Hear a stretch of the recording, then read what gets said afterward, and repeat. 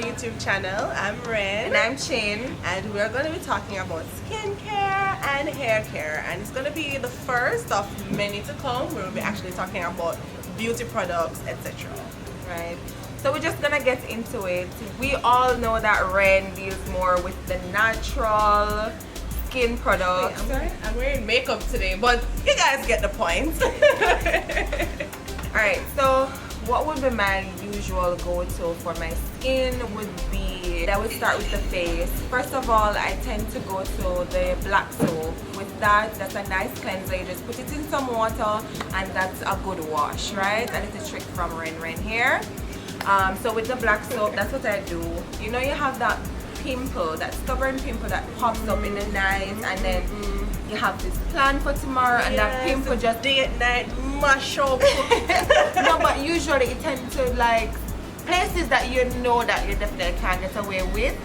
Always those spots. I have a remedy for that one. It's definitely tea tree oil, a little bit of tea tree oil on it, and it's gone in the morning. So we have the black soap, tea tree oil. Also a go-to product for my face would be natural aloe vera. I actually have the plant at home. I usually just cut it and rub it on my face and I leave it overnight. I know some persons tend to say that it itches. I don't have that issue. So I'm good in the morning. My face is smooth and moisturized. So that's the aloe vera. And I think aloe vera would also help you with old acne scars. That's what I know for a fact. It will help with that. So that's always a plus. So that's definitely what I would go to for my face.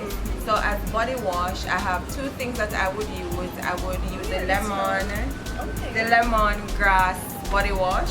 With that one, it has a nice smell. It's very light, and my skin tends to be very smooth with that one. And it's a mosquito repellent. Another body wash that I tend to use is honey mixed with black seed.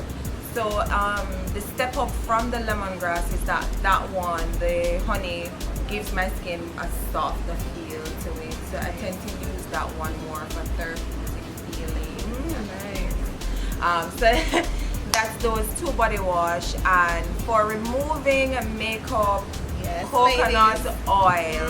Right? I can vouch for that. Yeah, I definitely use that too. Yeah. And it's easy to get. It's everywhere. Natural.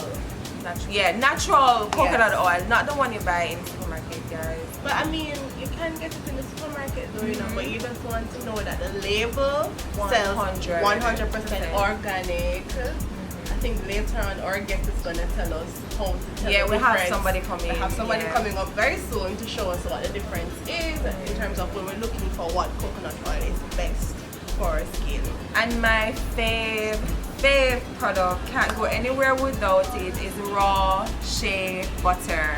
Okay. With that one, because I've always been using like Bath and Body Works and Victoria's Secret. I don't have to do those things anymore. Raw Shea Butter is good for me. That's it. So those are my top fave products, right? Yeah. And that sounds good. I think we have some similarities in there. Well, for me, I have what you would call problematic skin. My skin is very sensitive.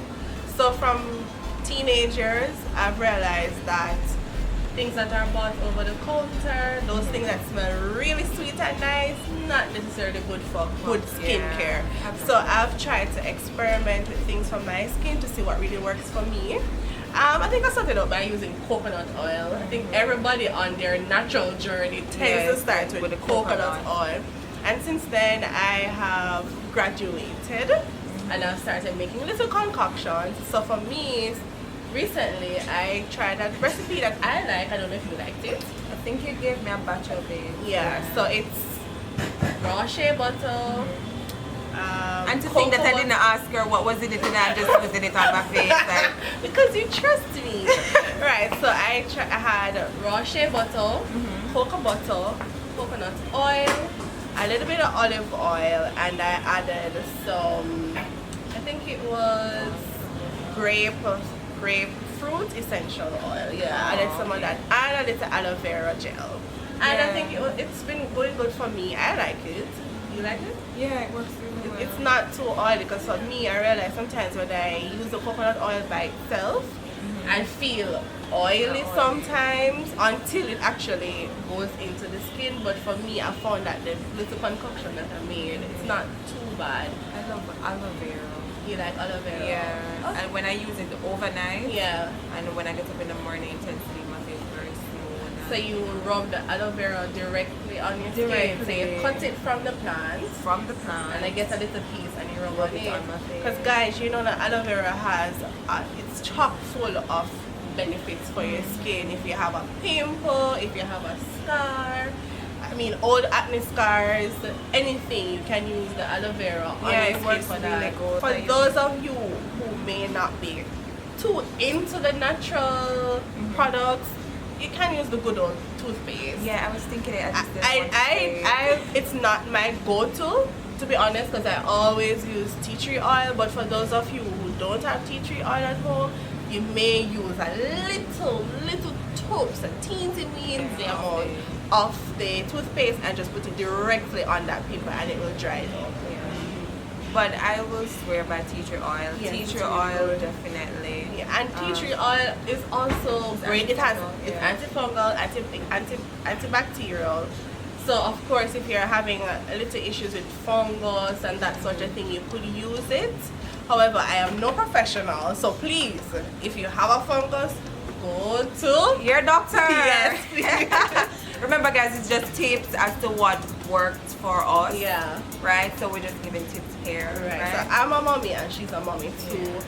For me, stretch marks were a biggie during my pregnancy and even after. So what I found is that some of the products that I've been trying, they've really helped in terms of improving the skin. And I mean, come on, natural. Today we'll be talking about skincare and hair care. And today we have with us Howard from